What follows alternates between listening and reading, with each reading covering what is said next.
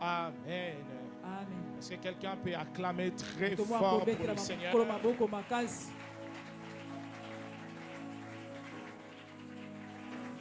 Amen. Amen. J'étais en train de dire, est-ce que quelqu'un peut donner au Seigneur une offrande d'acclamation? Donnez à notre Seigneur, à notre Dieu, des offrandes d'acclamation ce soir à son honneur. Nous disons merci Seigneur. Merci pour ta grâce, pour ton onction, pour ta fidélité ce soir. Au nom puissant de Jésus. Éternel, je te rends grâce. Je te dis merci. Je recommande ces familles, ces peuples sous ta bonne main. Sois au contrôle et au centre. Dans le nom de Jésus. Amen. Nous pouvons reprendre nos places très rapidement. Alors, je vais pendant quelques minutes nous exhorter autour de ce thème. Je ne voudrais pas que tu rates l'opportunité de prier ce soir. Alors, je suis Elvis Nengese, pasteur des églises Méag. Pour ceux qui sont venus pour la première fois, notre église s'appelle Mission évangélique Abondance de la grâce. Méag en sigle.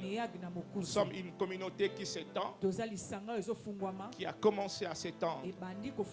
Alors, nous sommes dans un programme spécial. Et ce programme s'appelle Manifeste-toi. Très rapidement, ce programme de prière commence en 2019. Alors que notre église a été inaugurée en 2019, au mois de janvier. Alors, Dieu nous impose un programme de famille, un programme de délivrance pour les familles. Je me rappellerai toujours de cette femme, personnelle, une maman à moi, la prophétesse Odette, de reste-mémoire. Ce jour-là, on priait et puis elle me dit, Dieu dit que tu devais commencer un programme de famille. Ça serait un grand programme de délivrance pour les familles. Alors, je commençais à prier pour avoir une appellation à ce programme. Il fallait donner une connotation. Et je priais, il y avait plein de choses qui me venaient à l'esprit. Et alors que je priais, je commençais à dire à Dieu, Seigneur, toutes ces familles qui viendront à ce programme voudront que tu te manifestes. Et à un moment, manifeste-toi était devenu un refrain. Je disais, Seigneur, à ce programme, manifeste-toi. Et quand je priais, je me suis dit, ce programme s'appellerait Manifeste-toi. Mais ça sera quoi l'objectif? C'est comme cela qu'on parle de manifeste-toi. On dit manifeste-toi, prière de délivrance pour les familles. Quand il a institué ce programme, il nous avait rassuré de sa main, de sa manifestation, de sa gloire, de sa puissance. C'est comme ça, je crois, frères, sœurs, que vous êtes dans un rendez-vous puissant de Dieu. Je disais que vous êtes dans un rendez-vous puissant de Dieu. Amen. Amen. Alors, ce genre de programme attend de nous une attitude qui correspond. Sa voisin, pardon, aux amalilités. Par moment où il s'est à muto aux amalilités, sa voisin, amen. Par moment où il s'est à aux amalilités, pour ma camusu suppose simbango, et au senga, au longo, nakati a confort moroboye, pour simba et l'oronano simba. Amen. Amen. Alors, le manifeste-toi, c'est un rendez-vous puissant que Dieu nous a donné pour les familles. C'est comme cela, ça nous est arrivé de l'avoir une, 2 fois ou 3 fois là, jusqu'à arriver à sa 9e édition. Et le Seigneur nous parlait. À partir de l'année prochaine, on va plus organiser Manifeste-toi dans notre église. On va la sortir. On va commencer à l'organiser dans des salles en dehors de l'église. Tu peux acclamer pour le Seigneur. Nous croyons à ce ministère. Nous croyons à ce programme. En fait, Manifeste-toi devient un programme à part entière. Ça devient une autre structure en dehors de l'église. Vous pouvez être un membre d'une église sœur et être partenaire de Manifeste-toi. Et nous réunions de Manifeste-toi. Dieu voulant, l'année prochaine, nous aurons Manifeste-toi à Paris. Nous aurons Manifeste-toi à Montréal et à Edmonton. En janvier, nous aurons au mois de mai, nous aurons Manifeste-toi à Edmonton au Canada. Ce programme de famille va véhiculer le monde parce que Dieu a une mission avec les familles. Et nous allons porter Manifeste-toi dans le monde. Et Dieu va se manifester. Alors si tu es ici et tu veux devenir membre, partenaire de cette œuvre de Manifeste-toi, voyez-nous à la fin et nous serons très heureux de vous avoir comme partenaire. Amen. Alors très rapidement, dis avec moi, détruire le conseil de méchants. Détruire le conseil de méchants. Non, dis avec moi, détruire le conseil de méchants. Détruire le conseil de méchants. Alors, quelqu'un m'a posé la question me disant, pasteur, mais le conseil. En fait, qu'est-ce que vous voudrez dire par ça? Par conseil. Alors, tout ce que nous devons savoir retenir très rapidement, en ce qui concerne le conseil, nous n'avons pas parlé du conseil comme mise en garde. Le mot conseil utilisé ici n'a pas été utilisé comme avertissement. On n'a pas utilisé conseil comme une mise en garde, comme un avertissement, comme une recommandation. Ce n'est pas à ce sens-là que le mot conseil a été utilisé. Le mot conseil, c'est un mot polysémique. C'est un mot qui peut s'employer à plusieurs sens. Le mot conseil qui a été utilisé dans ce thème, ce mot est en train de donner connotation à une réunion. Le mot conseil qui a été utilisé ici est en train de donner connotation à une assemblée. À la place de dire conseil, on peut dire assemblée de méchants. On peut dire réunion de méchants. On peut dire rencontre de méchants.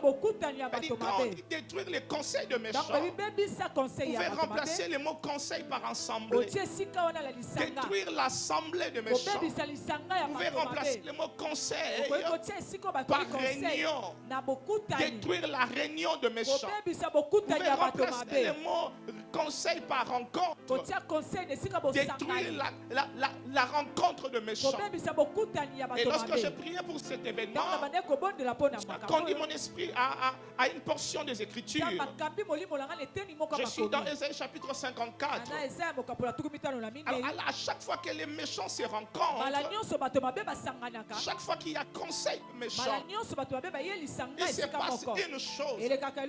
Les méchants ne se rencontrent pas pour parler en bien de ton avenir. Lorsque les méchants se rencontrent, ce n'est pas pour parler de comment tu seras élevé. À chaque fois que les méchants se rencontrent, dans leur conseil, c'est pour parler de comment tu seras détruit. Lorsque les méchants se rencontrent, ce qui sort de la rencontre de méchants, ce qui sort du conseil de méchants, ce qui sort du conseil de méchants, c'est ce qu'on appelle les complots. À chaque fois que les méchants se rencontrent, qu'ils soient les jours comme la nuit, qu'ils soient des méchants naturels ou spirituels, ils vont ériger des complots. Ils vont mijoter des complots en défaveur de ta vie. Et quand je lisais Ésaïe chapitre 54 verset 15, écoute ce que la Bible est en train de dire. La Bible dit, si l'on forme des complots contre toi, si l'on forme des complots, cela ne viendra pas de moi. Quiconque se liguera contre toi tombera sous ton pouvoir. Si j'ai créé l'ouvrier qui souffle le charbon au feu et qui fabrique une arme pour son travail, mais j'aime aussi le destructeur pour la briser. Mais j'aime le verset qui vient après. Toute arme forgée contre toi sera sans effet, et toute langue qui se lèveront en justice contre toi, tu la condamneras. Mais écoute ce que la Bible dit, tel est l'héritage de serviteurs de l'Éternel, tel est le salut qui leur vient viendra de moi. Lorsque les hommes se ligueront contre toi, le mot conseil peuvent se remplacer par ligue. Une association de méchants. Les hommes s'associent. Les hommes s'apprêtent main forte pour détruire. Alors, très rapidement, avant de prier, avant que le prophète arrive, qu'est-ce que tu dois savoir autour du complot? Tout complot est un projet conçu en secret par un groupe de personnes pour nuire à une personne ou pour nuire à un groupe de personnes ou encore pour nuire à une institution. Donc les hommes peuvent se rassembler en complot pour détruire cette église. Ils élèvent des projets. Ils voient comment mettre les bâtons dans le roue. Ils voient comment te mettre les pots de bananes sous la route. Ils veulent ta destruction. Mais j'ai un passage qui me dit, bien-aimé, lorsque l'on formera des complots contre toi, cela ne viendra pas de Dieu. Je dis, tout complot est l'œuvre de l'ennemi. C'est que tu dois savoir autour du complot très rapidement. C'est que tout complot est l'œuvre de l'ennemi. Le complot ne vient pas de Dieu. Et lorsque l'on formera des complots contre toi, cela ne viendra pas de moi. Je prie et je déclare, là où ils se retrouvent dans leur officine, s'ils complotent contre ta vie, aucun complot ne réussira. Je dis, aucun complot ne réussira. Je dis, Dieu va exposer quiconque complète pour ta chute, quiconque complète pour ton malheur, quiconque complote contre ton ménage, Dieu va l'humilier. Je prie et je déclare, tout complot est préparé dans le secret, mais Dieu va exposer. Il ne sera plus un secret. Ils seront mis à la vue de tout le monde. Ils seront exposés à la lumière dans le nom puissant de Jésus. La Bible déclare, si l'on forme des complots contre toi, cela ne viendra pas de moi. Quiconque se liguera, ils forment des ligues, ils deviennent nombreux pour te combattre. La Bible déclare, ils tomberont sous ton pouvoir. Je lève ma main, je déclare que quiconque complote contre toi commence à tomber maintenant. Ceux qui attendent ta chute seront humiliés de ce que Dieu va faire. Tu es la tête, tu ne seras pas la queue. Ceux qui cherchent ton malheur, que ce soit dans le travail, que ce soit en famille, que ce soit dans le mariage, ton Dieu et ton Père ne permettra pas que toi tu sois humilié. Je prie et je déclare, l'humiliation ne t'atteindra pas. Je prie et je confesse, tu ne seras pas confus. La confusion ne sera pas de ta part. La Bible déclare, ceux qui ont le regard fixé sur Jésus, ils sont rayonnants de joie et leur visage ne se couvre point de la honte. Est-ce qu'il y a des gens qui croient au Seigneur? Est-ce qu'il y a des gens qui croient au Seigneur? Tu n'es pas venu pour le prophète, tu es venu rencontrer Dieu. J'ai dit, l'onction est là, la grâce de Dieu dans la salle. Ceux qui sont connectés sont touchés par Dieu. J'ai dit, est-ce qu'il y a des gens qui croient à Dieu? La Bible dit, ceux qui ont le regard fixé, non pas sur le prophète, non pas sur le pasteur, non pas sur les parents, non pas sur leur mari. Ceux qui ont le regard fixé sur Jésus, ils sont rayonnants de joie. J'ai dit, ils sont rayonnants de joie. À partir de ce soir, j'interdis à l'humiliation, j'interdis à la paupleur, j'interdis aux larmes, j'interdis à la tristesse de se voir dans ton visage. À cause de ta foi en Christ, tu seras rayonnant de joie. J'ai dit, tu seras rayonnant de joie. Et une chose qui est vraie, tu ne seras pas couvert de honte. Tu n'as pas dit amen. J'ai dit, tu ne seras pas couvert de honte. Ceux qui complotent en secret seront confondus. Je crois que ça tombe sur celui qui dit amen. Amen. Amen.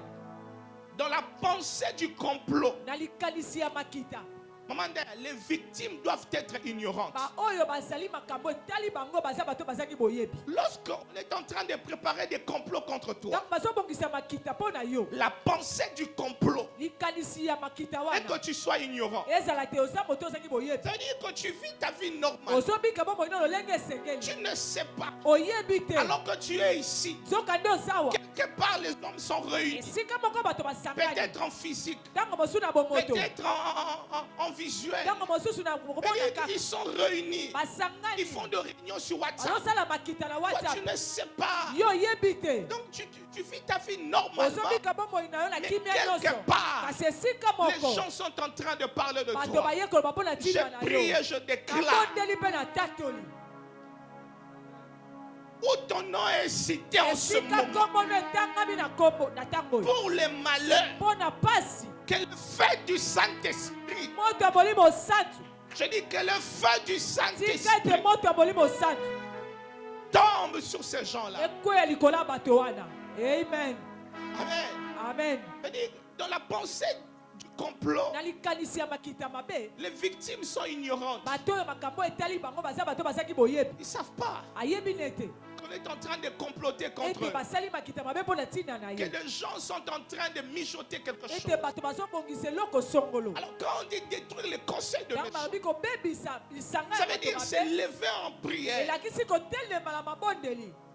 Mardoché ne savait pas, on pouvait le lire, le temps nous est imparti. Alors qu'un projet était préparé pour son élimination. Aman est en train de dire, on m'a tout donné, je paraphrase. Mais tant que Mardoché sera en vie, je ne serai pas en paix.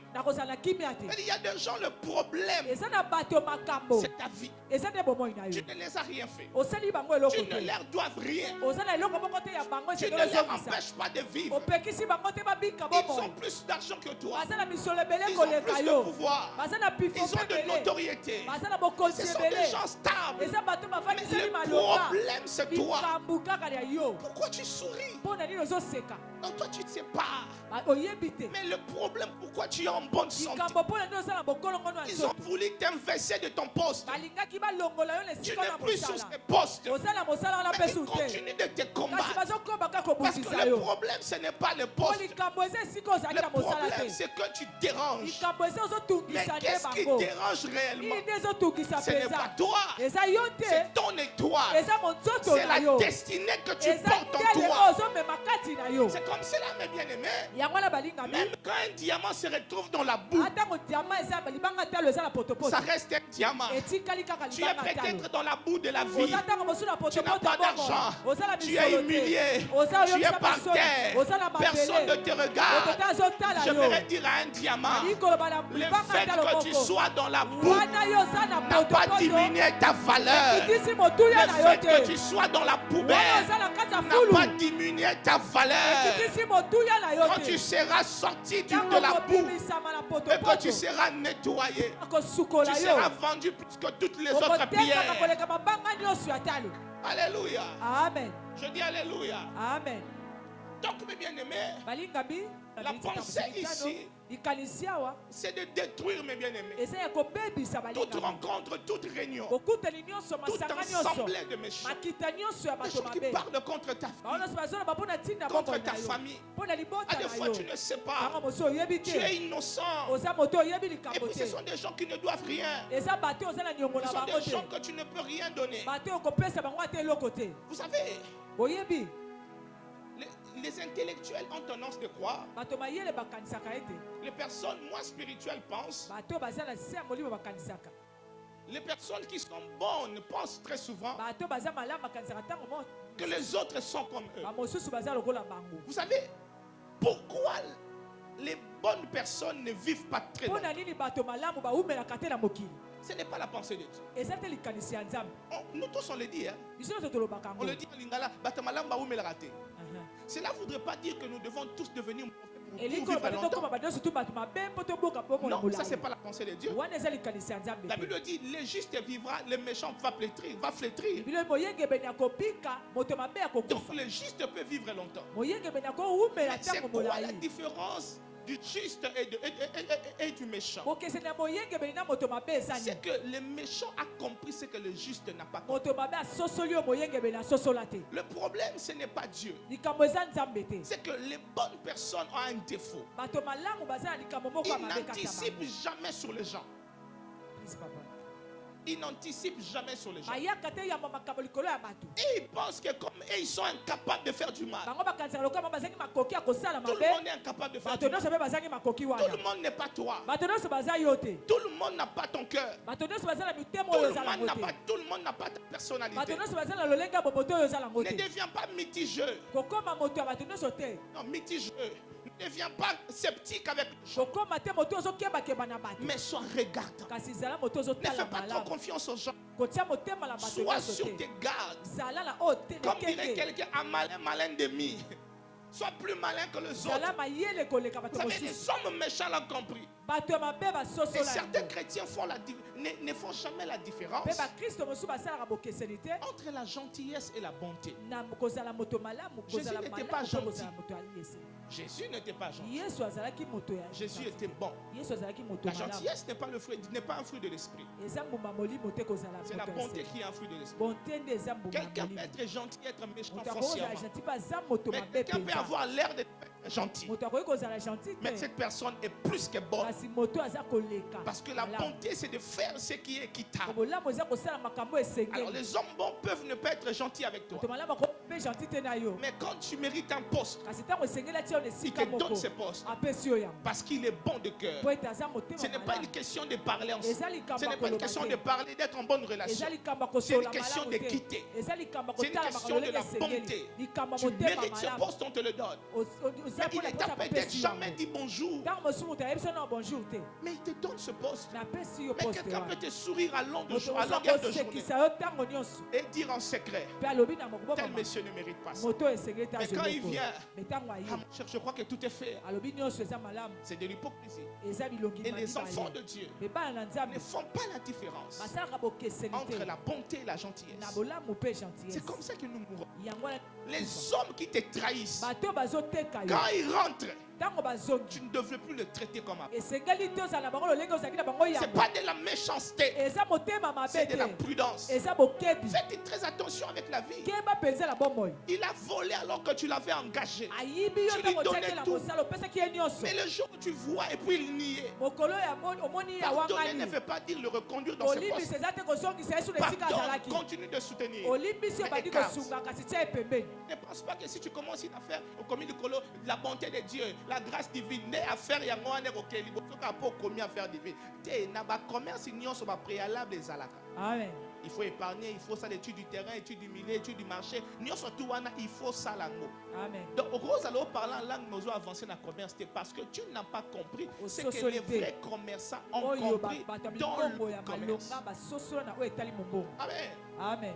Détruire les conseils des méchants, c'est détruire toute rencontre, toute réunion, tout ensemble des hommes et femmes qui, à ton insu, parlent en mal de toi. Donc, on va finir par ce texte pour prier. Je suis dans Esther chapitre 5.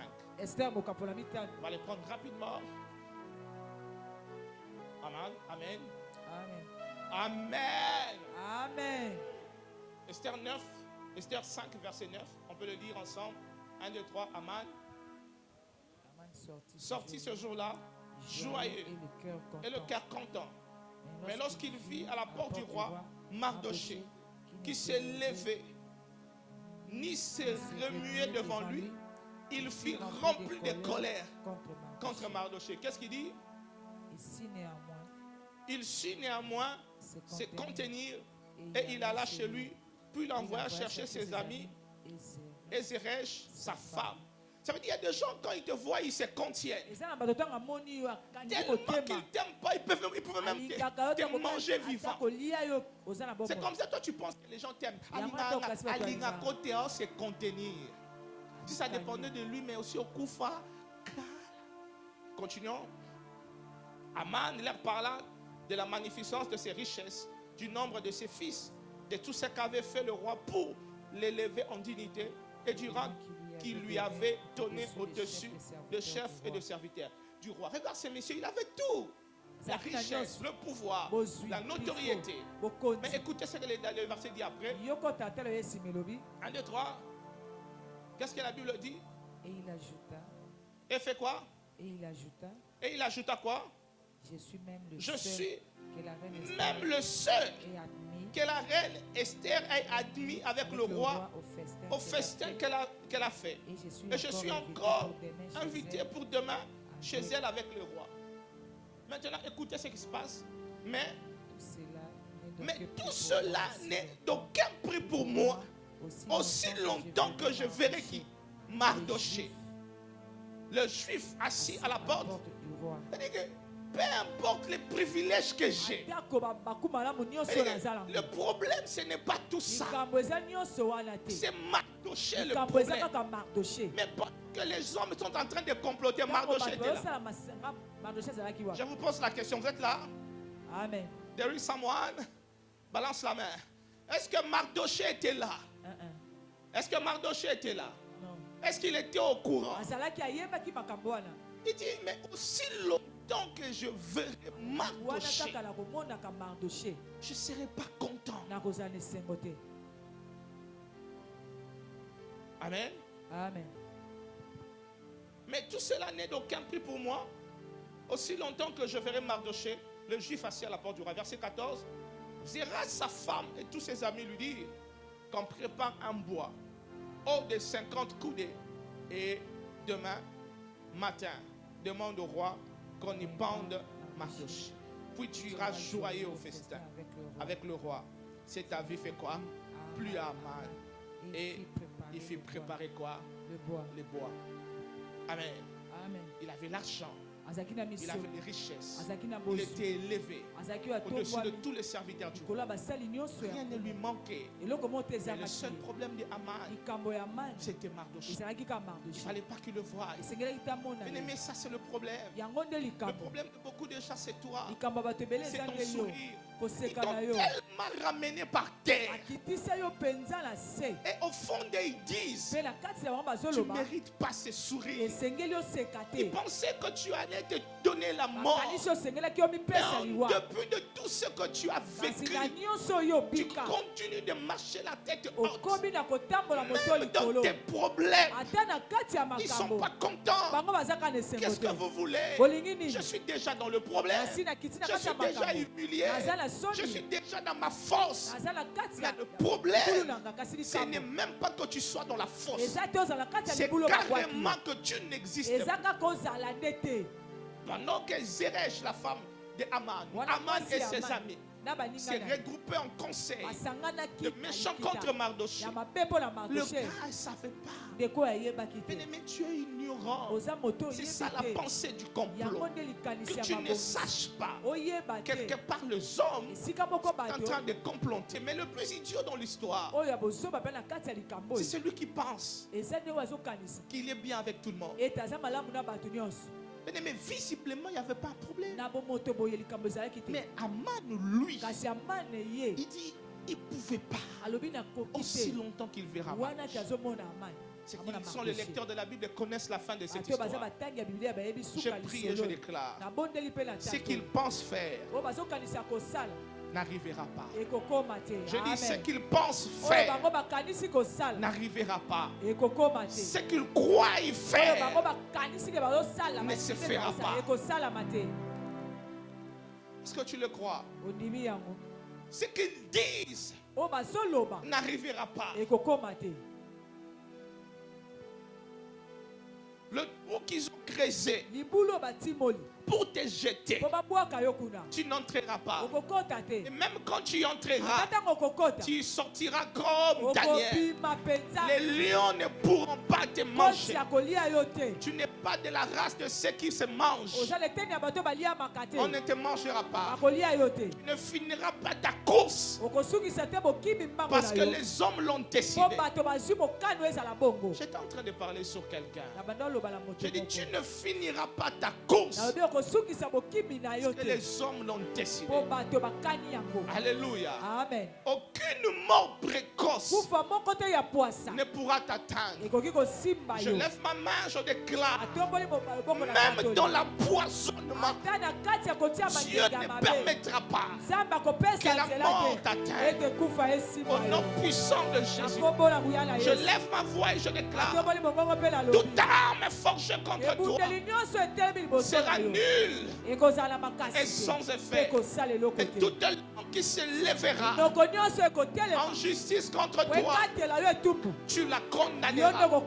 Je dis toutes les langues, toutes les bouches qui s'ouvrent contre ta vie, nous condamnons ces bouches ce soir dans le nom de Jésus. Je dis toute arme forgée contre toi sera nulle sans effet. Est-ce que tu peux te tenir sur tes deux pieds? Nous allons prier ce soir. Nous allons prier ce soir. Toi sur tes pieds. Tu vas élever tes deux mains. Tu vas prier pour ta vie. Tu vas dire que ça soit pour maintenant, que ça soit pour 6 mois, que ça soit pour 5 ans. Aucune parole de l'ennemi, aucun mauvais sort, aucune pensée méchante ne soit arrivée. Élève ta voix, déclare après. Père, diminuez-moi le son du clavier. J'aimerais entendre des gens qui prient avec moi. Dis avec moi, Père. Père. Dans le nom de Jésus. Dans le nom de Jésus. Est-ce qu'il y a des gens qui sont en vie en ce lieu? Est-ce qu'il y a des gens qui sont venus prier ce soir? Dis avec moi, Père. Père. Dans le nom de Jésus. Dans le nom de Jésus. Ce soir, je déclare. Ce soir, je déclare. Au nom de Jésus. Au nom de Jésus. Aucun projet. Aucun projet. Aucun plan. Aucun plan. De l'ennemi. De l'ennemi. Aucun plan de l'ennemi. Aucun plan de l'ennemi. Aucune action du monde de ténèbres. Aucune action du monde de ténèbres. Ne pourra voir le jour. Ne pourra voir le jour. Dans ma vie. Dans ma vie. Dans ma famille. Dans ma famille. Dans mes projets. Dans mes projets. Au nom de Jésus. Au nom de Jésus. Je déclare. Je déclare. Je proclame. Je proclame. La mort. La mort. Sur toutes ses formes. Sur toutes ses formes. Ne pourra pas arriver. Ne pourra pas arriver. Dans ma famille. Dans ma famille. Au nom de Jésus. Au nom de Jésus. Je déclare. Je déclare. Je ne mourrai pas. Je ne mourrai pas. Je vivrai. Je vivrai. Je déclare. Je déclare. Toutes les manigances de l'ennemi sont nulles et sans effet. Je déclare. Toutes les provocations du monde de ténèbres ne retiendra pas mon attention. Au nom de Jésus. Je déclare la frayeur, la peur, la super qui m'envahissait. Tombe ce soir. L'assurance, la présence de Dieu commence à m'envahir. Au nom de Jésus, je déclare, même lorsque je marcherai sur les eaux, les eaux ne m'envahiront pas. Au nom de Jésus, les feux ne me brûleront pas. Au nom de Jésus, je suis la tête, je ne serai pas la queue. Au nom de Jésus, je proclame et je déclare que mes ennemis, les ennemis de ma famille, seront humiliés. Mes enfants grandiront. Mes ennemis seront humiliés.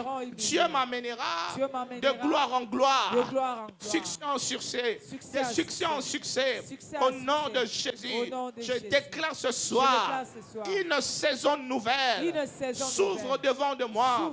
La saison du succès, la saison de l'impact, la saison de la réjouissance, la saison du témoignage, la saison de bonnes nouvelles.